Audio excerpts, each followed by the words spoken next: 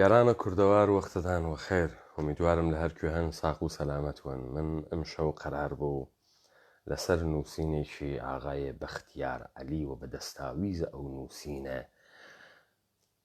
تۆزێک بێمە سەرە کەسایەتیهایەکی دروستکریاگە وەکو بەختیار عەلی. بەڵام اتفاقێکە کەوت ئەوە بوو عەتفە بە دیڤیتەکەی دوێکەی ئێمە سەبارەت بە مەسئلەیە مەرگە ئاغای سامانە بێحفەر، ئاغای سامانە جێرجیز، یەک سری معلوماتە جەدید لە تەرەفە کەسانێکەوە کە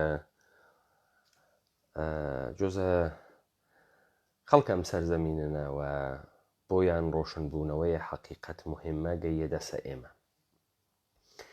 ئێمە پێشووتر لە کردنەوەی چهرەیە ئەحزاب منتەسەبە بە کورد، مافیای کوردبازی، دووکانە سەکس، ناندانیە دەمەقۆپانبازی ئیشارەمان بەوە کرد کە ئەمانە بەرساختەهای نهاتهای ئەمنیەتین، حەول و تەقەلایان نابودکردن ئینسانە کوردی، نابودکردنە کوردیەت و ئەن شتێک کە پێی ئێژن کوردایەتیە.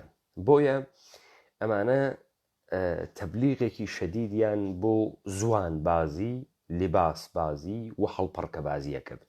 گشتیشیان یەک کۆلۆنی، یەکێتی پارتی، کەسانێ بەناوە قەڵەم بەدەست، ڕۆژنامەنەگار، فعالینە حەوزەی جامعەیە مەدەنی، محیتە زیست، زوان بازی، گشتیان یەکێکن.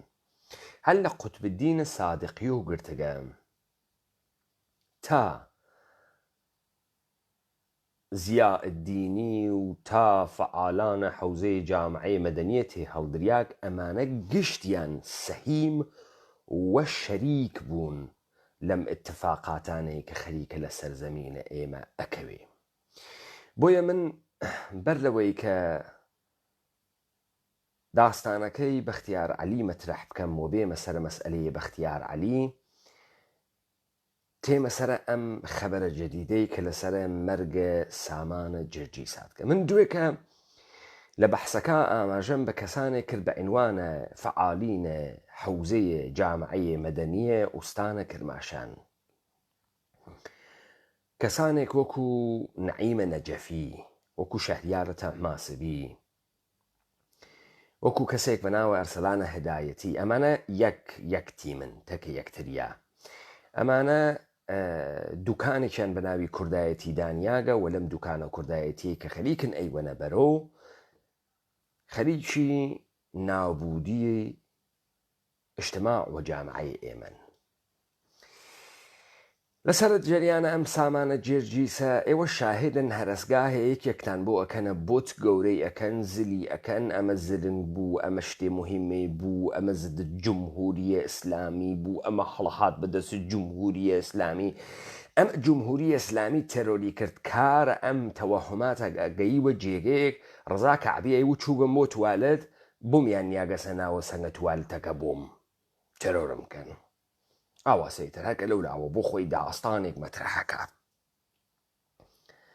وە سەوارە بەرمەوجێک ئەوون. خانمێک ئەمڕۆ هەنێک معلوماتی هەناردگە بۆ ئەفکارە عمومی خەڵکە کوردەوار، بۆ خاترەوەی باشتر بزانن و بتوانن ڕەئی بدەن لەسەری. من دەنگەکەی بڵاوەکەمەوە و کەسانێکی تریش قەرارە بێن لەسەری قسە بکەن.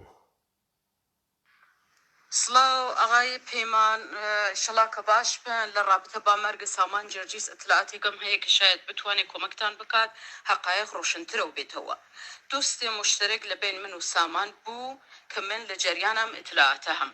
سامان مدتی بکو کە بەخاطر پیشرفت کار و هەرفێ شغڵی خۆی گەرەکی بوو لە کشور خارج بێ و تەن بە ئزدواج بەم خانمەدا کە لە نۆروێژ زندگیەکە. ڕەفیق سەمیمی بوو بە نامە نەعیم و شەهریار کە لەم ڕێگە بە ئەستڵاح خەریک بوون کۆمەکیانە کرد، کۆمەک سامانیانە کرد.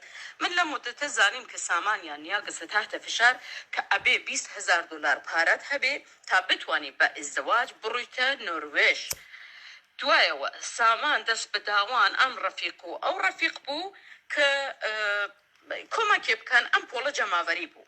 هەر ئەمە کە ئەم هۆڵەجا ماوەری بوو ئەم خانمە سەر ناسازگاری هەڵگرد و یەکشەوە لە هەولێر غەیب بوو دوایەوە بوو بە تراژدی کە لە سەپیشیەوە سامان بە یەک گولولە بە زندگی خۆی خاتمەدا ڕەفیقەکانی لێرە زۆر بە دوایە کەفتن کە بزانن چی بووە لێرە بە دوای مقەسرە گەڕیان ئەمان هەروتیان خەتابار گوڵاڵە بووە کە دوایی من خۆم شاهد بووم ئەم ئاغای نەئیم و ئاغای شەهریار تەلەفۆنیان بۆ ڕەفیقەکەی من کرد خەریک بوون سامانیان تەخریب و وێرانە کرد کە سامان معتاد بوو مڕەوانی بوو بەدبەخت بوو نازانم مانگی جاری هەمامی ناکرد ئینسانێکی کەسیف بوو دەڵە بوو ڕۆژێ نازانم 400-500 دلار خەرجی بوو گوڵاڵە بەدەستی و بەدبەخت بوو بێچارە بوو خاس بوو گوڵاڵە هەڵات لەم قسەگەی لە من ئەمە کەم یا زیاد ئەمە فقط مشاهدات من بووە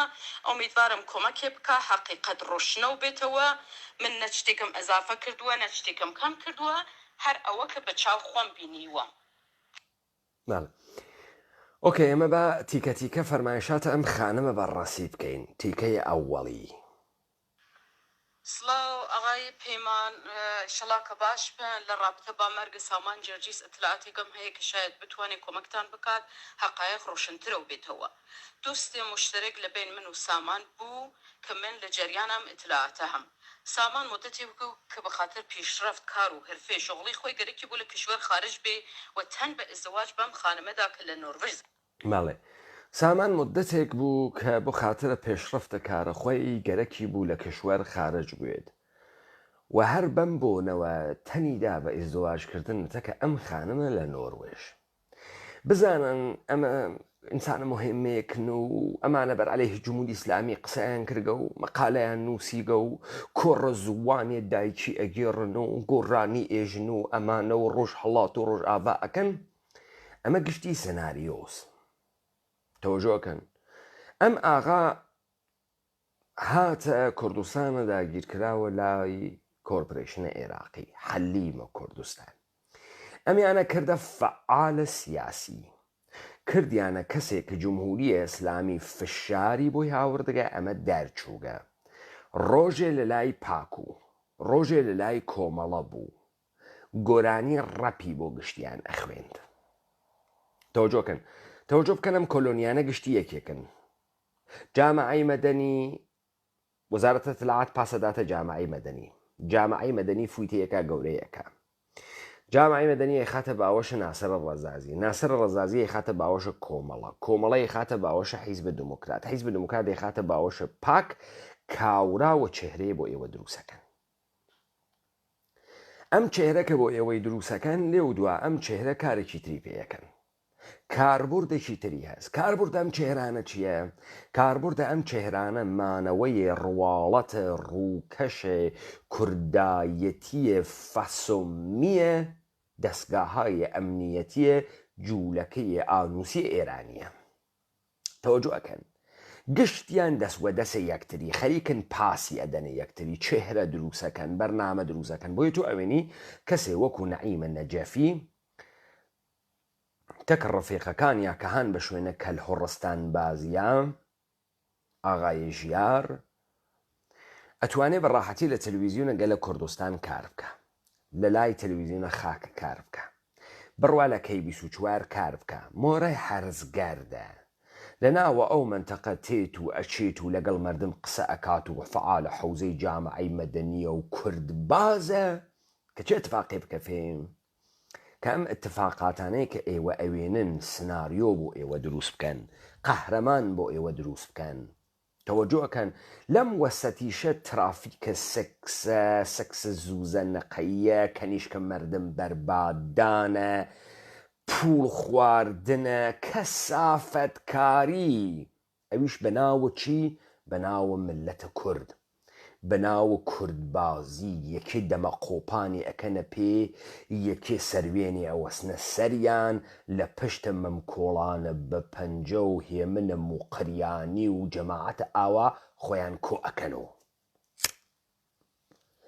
سەمەرەکەی بووگە بەم کاولستانەی وا ئیمڕۆ ئێوە ئەوێنن پس سامانە جێرجیس قەرارە بێت بۆ ئوروپا لەبەرەوەی بتوانێت پێشڕەفت بکات لە کارە گۆرانی بێژی وەڕەپەلیا تەکە ئەم خانەمە کەمانگەرە ئاشناوێ کە گویا بە واستەی ئەم خانەمە ئەزدواج بکە ئەو بێت بۆ ئوروپا پس تێرینیە کوردستانە حەلیمە کوردستان کێوا لەلایە نعیمە نەجەفیە سەلانە یار محەممەدیە شەهریارە تەحماسبیە ئەم تۆڕە کە لە زلەتێ هەڵدریاگانەی وە جمهوری ئیسلامی 4 مانگ و 5 مانگ ئەیان کاتە زندان ئەو نۆ قەهرەمان ڕوونە سلێمانی بنکەیە لەوێ دانین هەر کەسێ ئەمانە تەئیدی بکە ئەوێت تۆ قەهرەمان یەکشەوە هەر کەسێ لە تریبونە ئەمانە تەئید بوێت ئەوێت و فعالی مدنی و حزور جامعی مدنی و مردم وشیارە ڕۆژهەڵات ئەوێت و ئەوە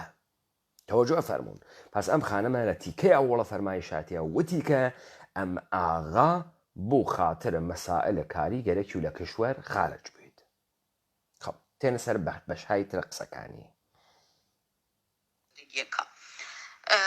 ڕەفیق سەمیمی بوو بە نامە نەعیم و شەهریار کە لەم ڕێگە ئاغای سامانە جێرجیز ڕەفەقایەکی سەمیمی بووگە بە ناوە نەعیمە نەجەفی و شەهریارە تەحماسبی کە لەم ڕێگە یارمەتیەدەن بە ئەستڵاح خەریک بوون کۆمەکیانە کرد کۆمەک سامانیانە کرد من لە مدتە زانیم کە سامانیان یا گەسە تحتە فشار کە ئەبێ 20,000 دلار پارەت هەبێ تا بتوانانی بە ئیزدواج بڕوویتە نۆروێژ خۆپ ئەمانە زاهرەن کۆمەکە ئاغای سامانە جێرجیسەکەن فشاری بۆ تێرە نێژن ئێشێ 20,000 دلارت بوێ تا بتوانی بە کەیسە ئیزدواج بڕۆی بۆ نۆروێژ ئەم ئاغای سامانە جێرجیسە فەقیریشە ئەکەوێتە گۆڵ ڕیزانکردنە بۆ خوای لە مەردم و دۆس و ڕەفیق و قەوم و خێشە ئوروپا و ئەمریکا ئەم پوڵە جەمکە کە ئەم پوڵە جەمەکە بۆ کێ بیداتە دەسەکێ ئاغا نەعیم و ئاغایە تەحماسبی مەسەلا ئەسڵ مەبلەغە پوڵەکە نییە ئێوە داستانەکە بچەسبم تێمەسەر داستانەکە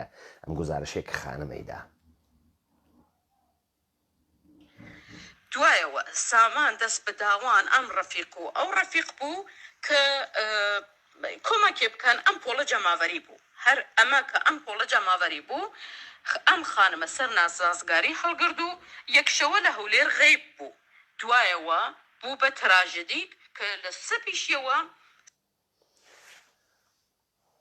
ئاغایە ئەمین ئەوە ڕۆژهەڵات نییە و کوردەواری داگیرکراو لەلایەن کۆرپۆریشنە ئێرانیە ئەمە یەک ئەمە مۆعزەڵاتە کۆمەڵگای ئێمەس کە کۆمەڵگای ئێمە ئەمە وەزئێسی ئەمانە و ئەمسالە وەکو ئێوەن سەرزەمینە کوردەوارە ئێمەیان کردە کوردستان بعد کردیانە کوردستانی ئێران بعد کردیانە ڕۆژهەڵات جەهەتە جوغرافیایی ئێوە بەم کارانە واتان کرد ئێوەمانان من خەریکم دەمامەک ماسکە چهرەی ئێوە لا ئەدەم لای ئەدەم کە ئێوە کێن چۆن ئێوە ئەو ئەدەبیاتتانە خوڵقان کەسی واتان دروست کرد چیتان کرد ئەمە مهمە ئەگەر جنابت نازانیت و خەڵەتیاگی خۆب گوێ بگرە من پێت ئێژم ئەمە مهمە تۆ بفهمی ئیستا من بە تۆ ئێژم وەختی تۆ بە عینوانە کۆمەڵە و دموکرات ئەندامەیەکێ لەمانە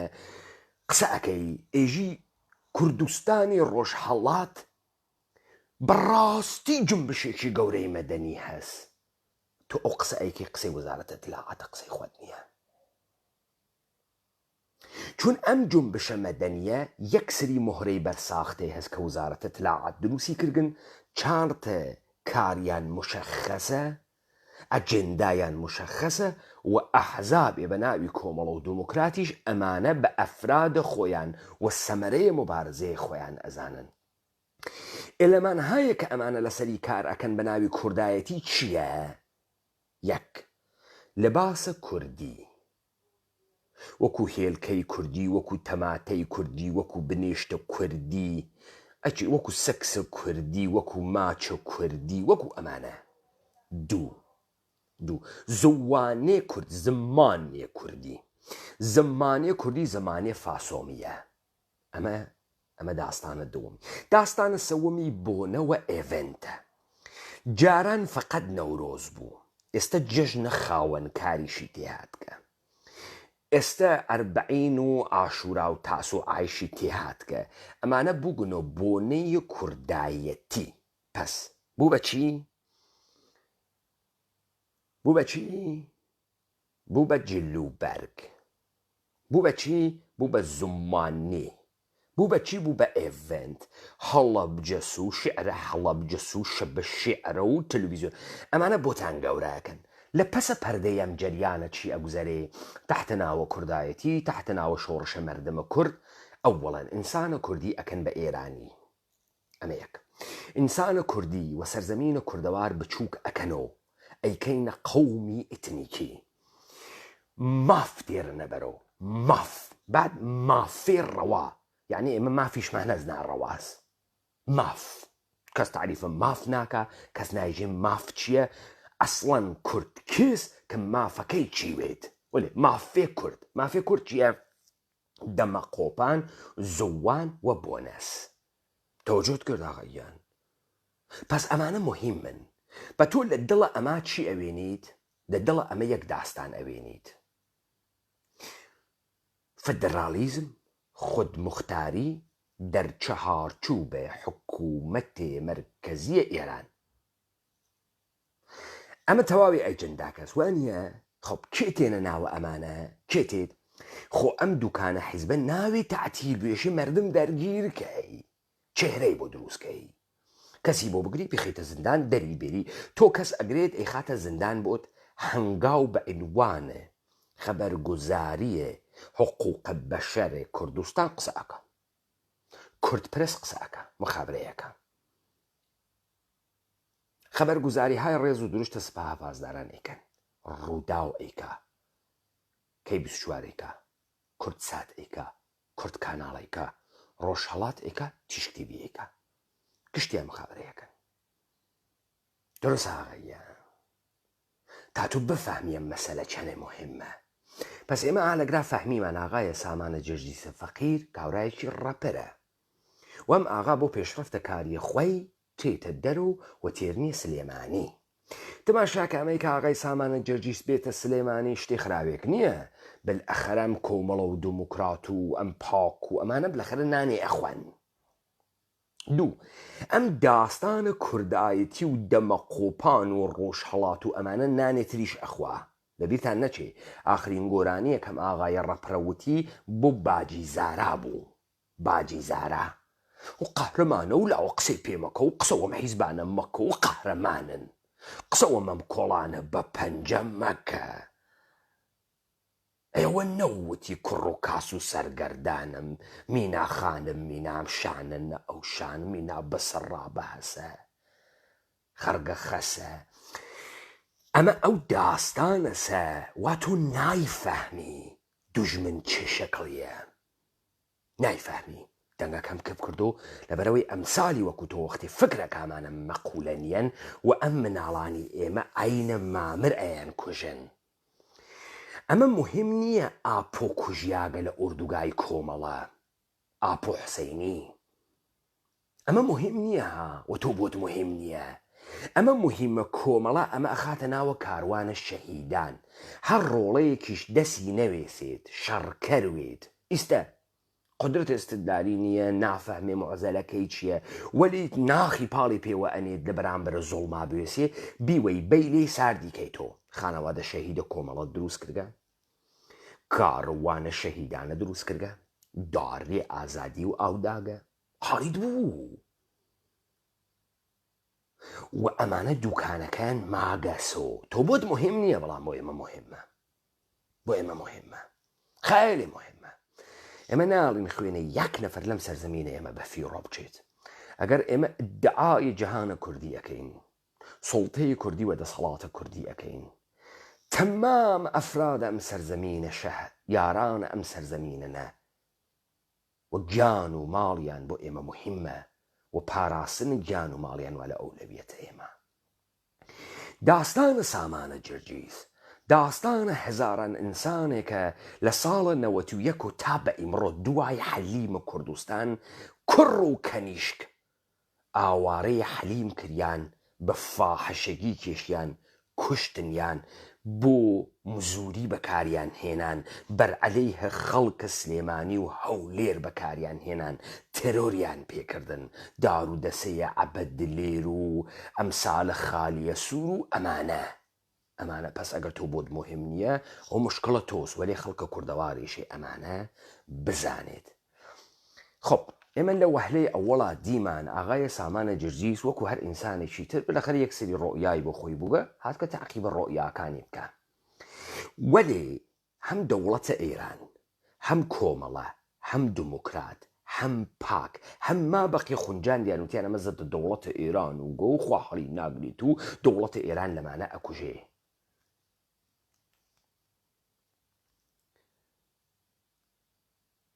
پس ئەمە مهمە و من ئومیدوارم کە مهمیەم داستانە بۆ ئێوە جێکەوتووە چون من ئستانە ئەکەمەوە تەمامە داستانەکەتان بۆ ئەکەمەوە. خۆ بتێنە سەر مەسئلەی دووەم. سامان بە یەک گلولە بە زندگی خۆی خاتمەدا. ڕەفیقەکانی لێرە زۆر بە دوایە کەفتن کە بزانن چی بووە لێرە بە دوای مقەسرە گەڕیان ئەم خۆ ظاهران داستانە مەسە کە سامانە بەهفار بە فیشەکێدا لە خۆی لە شارە هەولێرا و خۆیە کوژێت. ڕەفیقەکانە یاڵەتە متحدەی ئەمریکا و ئوروپای ئەم کوڕە ئەکەونە شوێنە ئەمەی کە ئەم کوڕە بۆ وای پێهات بۆ کوژیا بۆ نەما. هەرەوەی کە من دوێکە بڕێک لە عەکسەکانم بڵاو کرد و ئەمان لەو دەسە کەسانە بوون کە بە شوێنە مەرگە ئەم کوڕە سوکوتیان نەکردگە تا ئەمەی کە دوێکە ئەم خانمە لە کنارە دەسە ڕەفیقەکەی دانیشتگە نەعیمە نەجەفی و شەهیارە تەحماسبی هەر ئەوانەی کە پولیان بۆ ئەم کوڕە جەمە کرد و زەنگیانەدا ئەم کوڕە ناوێکی پێبەن و ئەمانە زەنگەدەن بۆ ئەم کوڕە زەنگەدەن کە پەشیمانی بکەنەوە کە بڕوا شکایەت بکات لە خانمە کەمانگەر یا شوێنە داستانەکە بگرێ.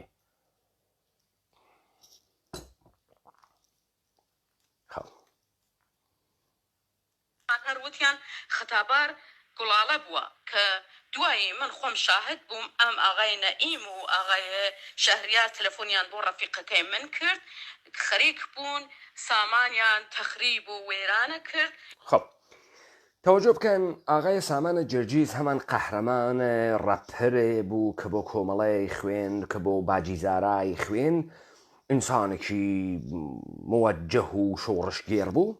ئیستا لە خەفا و لە خوسوسیەکەی خۆیانە خەریکن هەڵەدەن بە قیافەیە چ ئینسانە خراوێک بووگە لۆمپەنوگە معتادوگە ئەلکولیوگە بۆی ئەهات دەڕۆژ نەئەچوە حەمام. تەوەجۆ بکەن ئەم قسە خۆدا ئەم نەعیمە نەجەفیە کاتب و دیبەیتەکەی دوێ کە ئێمە دڵێکی نیاوە پایانێ من فرە نۆرماڵم همه چی آرومه من خیلی خوشبختم. یعنی من اصلا پیم بری نخواه چی بو در صورتی که اما روانشناسی مردم اناسین خوی خاص ازانی داستانه که چیه امرو گلاله کمانگر هر تک پیجاکی خوی بستگه هم فیسبوکی هم اینستاگرامی او نعیمە نەجەفیە دانیاگە عکسێکی خۆی و سامانی دانیاگە نووساگیسی بڕوا ناکەم تۆ کاورا ڕەفیقتوێ و ڕەفیقە گەرما بۆ گوڵستانت و فقط تۆ مەسنەدە خودکوشیویت نەکەی 24 نە ڕووداو نە کورتسات نە پۆلیسە هەولێر هیچ کە مەسنەدە کوشتنەم کوڕە نییە تۆ خەبەرە مەرگەکەی بڵاوەکەیت و نە کەسێ جنازە ئەوێنێ نازانێ قەبری وا لەکوێ تۆ بڵاویەکەیتەوە ئیستا لای ڕەفیقەکەی تریان خەریکە تەخریبیەکە.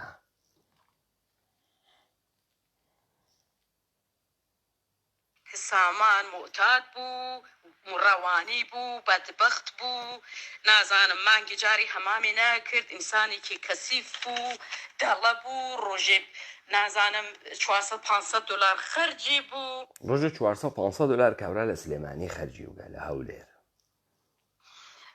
گوڵاڵە بەدەستی و بەدبەخت بوو بێچارە بوو خاص بوو گوڵاڵە بەدەستی و بەدبەخت بوو بێچارە بوو خانەمە گوڵاڵە مەگە چەندی دەرامەدی بوو کە لە ئەوهدەی ڕۆژێ 500 دلار خەرجەم کوڕە هەڵساگەس و مە چەندی دلار دەرامەدی بوو کە چەندی پۆلی برگەساوی هەڵات لەم قسە سەگەیلە من ئەمە کەم یا زیاد ئەمە فقط مشاهدات من بووە ئومیدوارم کۆمەکێ بکە حقیقەت ڕۆشنەو بێتەوە من نەچتێکم ئەزافە کردووە نەچتێکم کەم کردووە هەر ئەوە کە بە چاو خۆم بینیوە. ئەنجەم خانەمە نەقلی کرد پرسیارهایشی گەورە بەجێ تێڵێت ئێوەش باینوانە هەیئەتە منسفە ئێشێ نەزەر بدەن وتم لە ناو جامعی ئێمە هیچ وەختێک شەرلۆک هۆمز نایێتە دەرەوە پوارۆ نایێتە دەرەوە کە ئەم تەناقزاتە بنێتە کناری یەکتری وەڕێیان خات بۆیە مردم بە ڕاحەتی کاورا پەرچەمێکی کوردستان ئەگرێت دەسوو و دەمە قۆپانەیە کاتە پێی و جامانەیە کاتە سەری ئەتوانێت بە ڕاحەتی هەر تەجاوزێکی پێ بکە تحتە ناوە کوردایەتی تحتە ناوە باکەرامەت بوون ئەتوانن بە ڕاحەتی کوڕە خەڵکی بکوژن بێژن جاش بوو کوڕە خەڵکی بکوژن بێژن نفوزی بوو کوڕە خەڵکی بکوژن بێژن نەخۆشی بوو کوڕە خەڵکی بکوژن بێژن خودکوشی کرد کوڕە خەڵکی بکوژن بێژن کەوتە کەمین کوڕە خەڵکی بکوژن بێژن گولە لە دەسی دەرچوو کەسی حساویان ناکە خۆیان مەسنەدە خەبەرن خۆیان هەرچی شتە هەن تەوەجۆکەن لذا مردمە ئێمە ناچێتە ناوە عمقە قەزایە و عمقە قەزایە بەڕەسی ناکە خەیلی مهمە تۆ بفەهمیمانە بۆ تۆ چێرە سازیەکەن لە پڕێکا یەکێکەکەنەوە کوڕێک گەل لە کۆمە ئەکەن هەرچی ڕسانەس بە دەریانەوە وازە کێس ئەربابە ئەمانە کە فەرمان ئەداوە دەرگای هەرچی دەرگای بەستەس بۆ دیگەران بۆ ئەمان وازە دەرگای ئەحزاب بۆیان بازە دەرگای کەسایەتیەکان بۆیان بازە دەرگای تەلەڤیزیۆنەکان بۆیان بازە کێ وازیەکە ئەم دەرگا ئللا سپای پاسداران نەوێ ئللا ئەوەی کە ئەربابە گەورە نەوێت تماشاکە کاورا ئاغای نەعیمە نەجەفی ناتوانێت هەم بۆ هێرۆخانم کاری کردوێت هەم بۆ کەی 24 مەسرور بارزانی ناتوانێ تۆ نە ڕۆژنامەنگارێکی بەرجەستەی نە موجریەکی خیبرەی نە یاڕۆی ئەلجەزیرەی ئەلتجاول ماعکس بەربەرگوزار ئەکا هیچ کامیان نی تۆ ئەگەر ئەربابێ لەسەر و فەرمان نادا بە گشتیان چۆن تۆ ئاوا وەکو مۆرەی هەرزگەرد لە بینە گشتیانە ئەگەڕی چۆن ئەگەڕی کاریشت بووگە بەمەی کە چێهرە سازی بکەی هەر ناسر ڕزازی قۆڵت بێریتە سەر و بەرزی کەیت و ئەنجومەنە شێعردانین و شەب شێعرە و پەپولەی سەرزل و ئەم قسە مفتانە چێهرە سازی نەفەرسازی ئێوە ئەم کارانە گەشتتان وەیەکۆ ئەیکەن خۆ ئەمە حکایەت لەمە ئەکا کە ئەمانە تەیە ساڵانە ڕابردوو بە هاو گشتیان یەکێکن لە گۆرانی بێژ گرتگە وەکو ناسرە ڕەزازی تا خەبەرنگار گرتگە وەکو ئەمە ئاغای نەعیمە تا فعالینە حوزەی جامعەی مەدەنی وەکو ئەمسالە تەحماسبی و مختارە زارعی و سکەندەری و ئەم دەرزی و ئەمانەی کە ئێوە ئەیانوێن عەدنانە بەرزنجی و زووان باز تەکە قوتبەدینە سادقی هادیە زیائدینی ئەمانە سیمینە چایچی ئەمانە گشتیان یەکێکن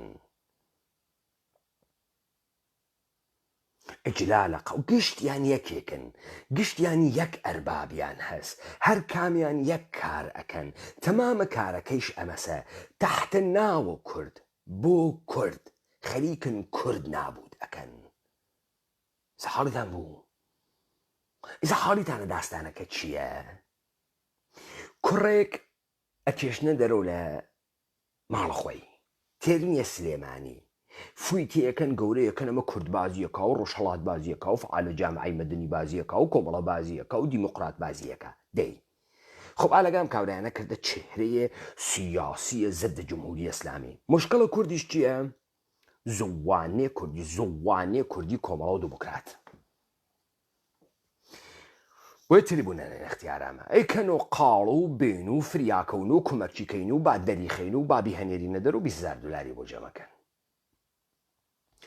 قەشەنگ 20,000 دلارەکەی بۆ خوێن هیچ قەهرەمانیشی تریشەکەنە ناوە داستانەکە من وەتم ئەمانە هەماهەنگن تەکە گوڵاڵەی کەمانگەرە گوڵاڵەی کەمانگەر حەقە سکوتی لێسێنن گوڵاڵەی کەمانگەر ئەو جۆرەی کە من فکرە ئەەکەم لە بەشە پوڵخوەریان نییە پوڵخوەریەکە ئەزئانە شەهریارە تەحماسبی نەعیمە نەجەفیە ئەو کاورایە ڕوانسەریشە سەری بێ کڵاو ماگە ئەرسەلانە یار ئەحمەدیە چێس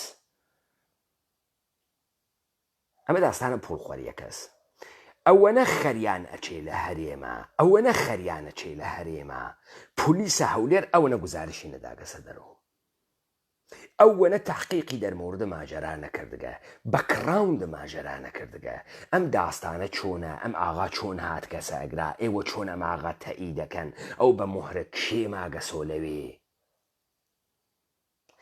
ئەمانە چێهرە سازی بۆ ئێوە ئەکەن وەکردیان سەر ئەو کوڕچیانە کردە ژێرە ئاو بە سەدان کەلیشکە سەقزی و سنەیی و جوان ڕۆیی و ڕوانسەری و کامێرانیان کێشا بە فاحەشەگی لە هەولێر و سلێمانیە لە قەندیلە لە کوبانیە ئاوارەی شەقامەکانە هەولێر و سلێمانیان کردن ئاوسیان کردن مناڵیان لێ خستنەوە لەم ئوردوگانە دەسی بێ دەسەڵاتی هەچێکی پێ نەوێژریە چون گشتیان حیز کردن گەشتیان حیز کردن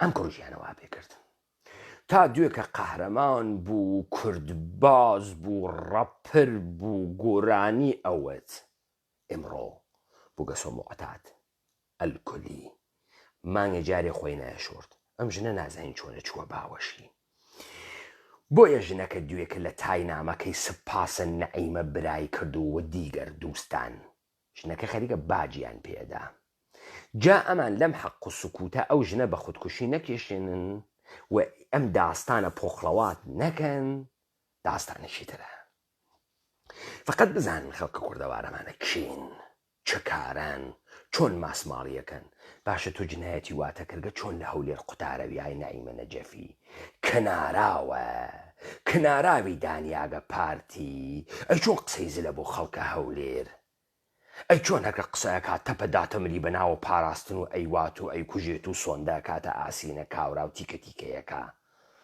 چۆن وایە پێکە ئەی چۆن نایەتەوە بگرێ چۆن تۆ ناگیرێ ئەو کناراوی دانیاگە هەرکە مەیلی بێت دەولاوە بێ هەرکە مەیلی بێ بیکوژێت سەر کیسەی کا فشاری بۆ بهێنێ کڵاو بنێتە سەری بەکاری بێنێ ئەخازی کا بیخەڵەتێنێت تحتە فشار قەراری بە تۆ چکارەی لەوێ تۆ کێوا لە پشتتا لەوێ وەکو داستانەکەی عەلیە جەوانمەردی وا ئەیوت من تیمە مەخسووسە ئەمنیەتی خۆم هەز لە هەولێر یعنی پاراستن حیج کەنارا و حکوومەتە حەلیم کەنارا و خۆی خەڵکی دەستگیر کرد و خۆی ئەیوب بردم تەحویلە ئەمریکایەکانمدا تۆ چکارەی لەوێ تۆ چکارەی لەوێ وا یەکێک لە میدیاکانە حەلیم قسە ناکە حکوومەتە حەلیمە نادرووسە فاسدە فاسقە قسە ناکە چۆن قسە ناکە چۆن دانەیە کوڕ لەوێ کوژیاگە کەس ناوێت و ساحێوی کەس نایژی چۆن کوژیا لەکوێ کوژیا بوو کوژیا دەلیلە مەرگی چییە داستانە ئەم کوڕە لە ڕۆژە ئەوەڵ هات کەسە ئەوێ تاچووگەسۆ چییە وا ئێوە باسی ناکەن گەشتتان خەریکن و یەک و ئەی خونجنن جەماعەتە کورد بازە فاسد کورە ئیبنە فاسدینە ئەم کارە ئێوە ئەیکەن خەیرێ خەتەرناکە ئەم کارە بازیکردن بە میلەت و چارەنووسە ئومەتێکە ئێوە ئەم کارە تەحتە ناوە کورد ئەکەن ئێوە ئەم فەسادە تەحتە ناوە ئومەتە کوردی ئەیکەن ئێوە ئەم کارانە تەحتە ناوە مبارزە ئەکەن مەردمە بەدبەخت وا فکرەکە بۆیە کوڕ و کەنیشکی هەنرێت دەستان خەیلی جۆرمتان سەنگینە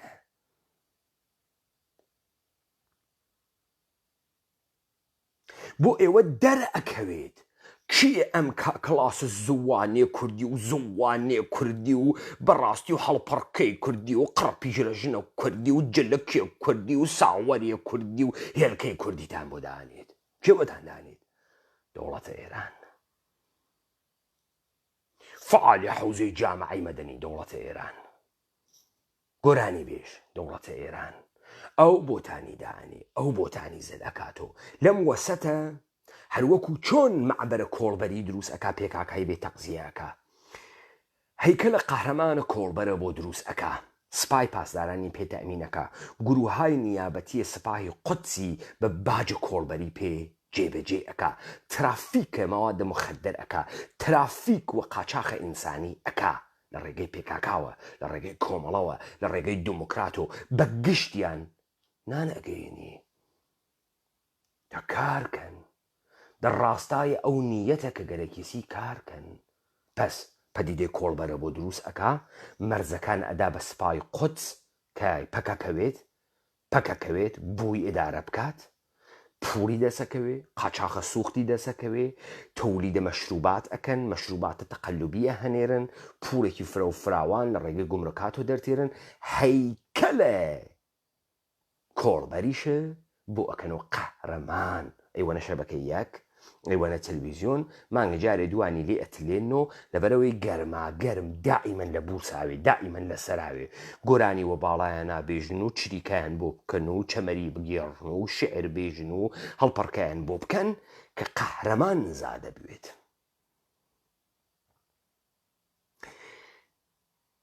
بۆیە ئەمانە بە 24 سەعات چێهرەت بۆ دروستەکەن، قەهرەمان، ڕووناکبیر، شۆڕشگێر، پاڵەوان بۆ دروست ئەکەن.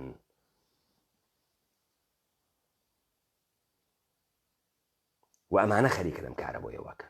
پس لەم خلالە هەرچی خەسارەت بن لە پەیکەرەی کوردەوار بۆیان مهم نییە، هەرچی کوڕکەنیش کە مردم بکوژن بۆیان مهم نییە، نیرو ئەدا، هێز ئەدا، هێزە زیاتر ئەدا، خوێن ئەدا، مردم جەریتر ئەوێت و مردم خۆ ناتوانێت تەشخیص بە لاوە کارە جمهوری ئیسلامی بگۆ و جمهوری ئیسلامی گەرێکی خراومان کات و جمهوری ئیسلامی گەرێکی فڵانمان بکە. جمهوری ئیسلامی نەعیمە نەجەفی ئەحاڵیتە، مچەی هیجری ئەحاڵیتە، جمهوری ئیسلامی مەسعودە بارزانی ئەحاڵیتە، پاڤڵە تاڵەبانیە، لاهورە شێخ جەنگیە. جمهوری ئیسلامی ئەوەسە تۆ ئەفەهمید ئەمە، ئەی فەهمید ئەمە سیستەمە خەریکە کارەکە، سیستەم بەرنامەی هەست، مانیفێستی هەست، سیاسەتی هەست، لایف ستایلی هەست، نۆرمی هەست، قانونی هەست. ئەمە گشتی تەولید و باس تەولید ئەوێتەوە لە تەریقە ئەمانە. داستانە سامانە جەرجیس بۆچی دەی؟ بۆ سکوتتان کردگە؟ بۆچی؟ مرد هەروان مرد تەواو دە ئێوە بەشەرن، ئێوە ئەفکارە عمومین، ئێوە مردمن. ئەمە سوحایەخەوە مناڵە خۆتێک ئەگرێت ها. باوکە ئاپۆ فکری نەکرد کوڕەکەی ئەو کوڕە شیرینە ناوشانپانە گەردەن کوڵفتە ڕۆژێ وە حیزە لە ناو وردوگا بانە سەرە دڵی بیکوژن. بۆیە سکوتی کرد وەختی ئێمە قسەمانە کرد. نۆبەی کوڕەکەی خۆی هات، نۆبەی تۆش ئەگا تۆ تەسفیەکەن ها، نۆبەی تۆ ئەکا مامەڵەتەکا بکەن ها، مامەڵەت لەسەر بکەن ها، با بزانیت. نۆبەی ئەوە ئەگا دەست بۆن بۆ ژنەکەی تۆش، دەست بۆن بۆ کەنیشکەکەی تۆش، دەست بۆن بۆ کوڕەکەی تۆش، چون تۆش کەوتکیتە سەرم داستانەوە، تۆش وایتە نایۆم بازیە. غەڵەت ئەەکەی پات بکێشتە دەرەوە، غەڵەت ئەەکەی. چۆن یەک نەفەر لە ئێوە سوال ناکە حکوومەتە حەلیم چۆن گزارشە پزیشکی قانونی نییە، چۆن بازڕەسە پەروەندە نایژی چه اتفاقی کەوت ئەم ئاغا بەگراگەیی، چه اتفاقی کەوت ئەم ئاغا بەگراگەیی.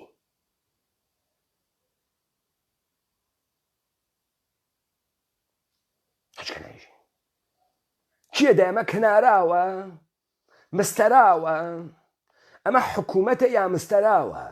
چیە ئەمە؟ ئەی چۆن بۆ خەڵکی زرنگی حکوومەتە حەلیم چۆن ئەمانە ناوێتەوە سوال بۆ ئێوە؟ گوڵاوە کەمانگەر وە پەلەپەترۆ دەرچووگە، پەیجەکانی داخستگە، ئەمانە دەم درێژی ئەکەن لە هەولێرە.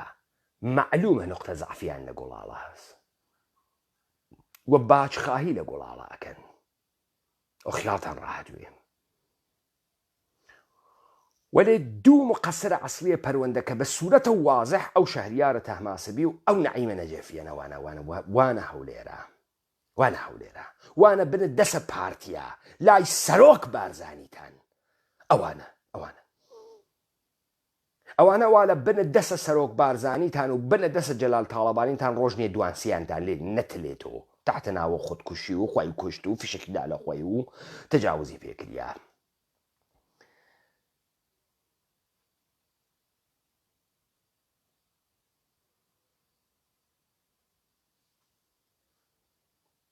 پس ئەمە تەمامە داستانەکە بوو.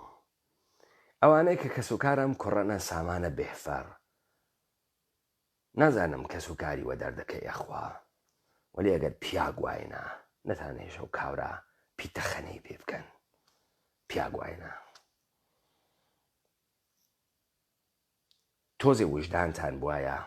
تۆزێ وجدانتان بواە نەتانێشت وا بازیتان بن وا تەجاوزتان پێ بکەن وا سوارە ملتان بوون.